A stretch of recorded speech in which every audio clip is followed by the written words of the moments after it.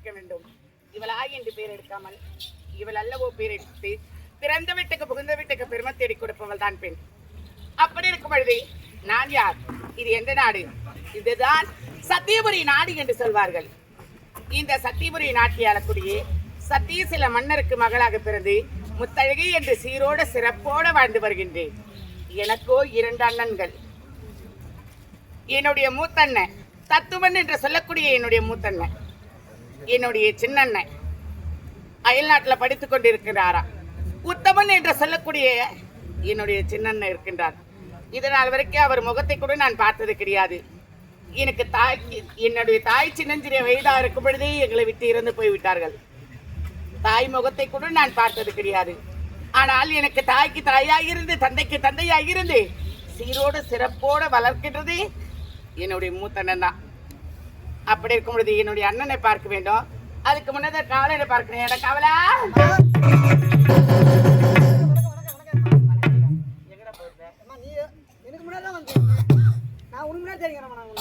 என்ன தேடி? ஆமாமா, நான் ஒரு பக்கமா தேடிக்கிறேன், நீ என்ன ஒரு பக்கமா நீ தேடிக்கிற.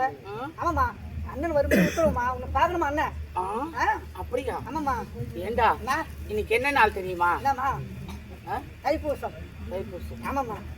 அப்படி இருக்கும் பொழுது யாரோட இஷ்ட தெய்வம்? உங்களோட இஷ்ட தெய்வமா? ஆமாமா. என்னுடைய இஷ்ட தெய்வத்தை வணங்கி விட்டு பிறகு செல்வது தானே வழக்கம். ஆமாமா. போகலாமா? ஆறுபடை முருகர் வணங்கிட்டே போலாமா நம்ம? அப்படியே ஆகட்டா.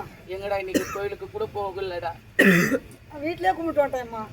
ஆமாம்மா, நாங்க அது கூட கும்பிடலையே. சரியம்மா, இதோ அம்மனை இங்கே வேண்டியம்மா, ஒன்றும் தப்பு இல்லை.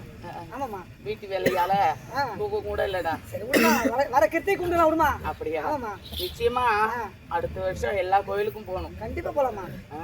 போகலாமா? போலாமா. மலையோரம் பாடும் கடலோரம் மேலோடு மயிலாடும் தென்பழனி மலையோ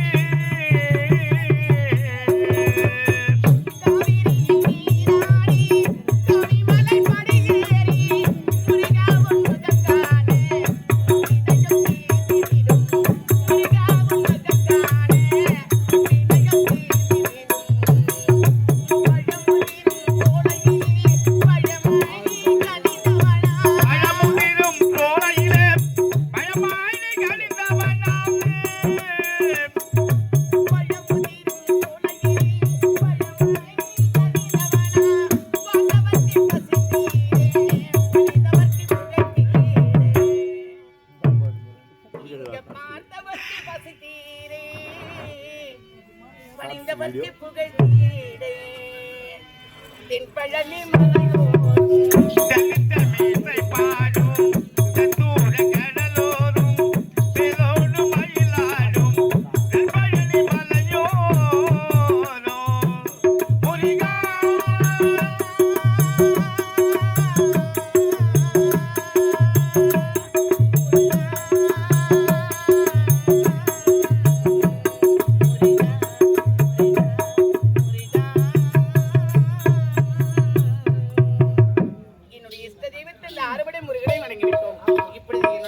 பார்க்க வேண்டும். போகலாமா?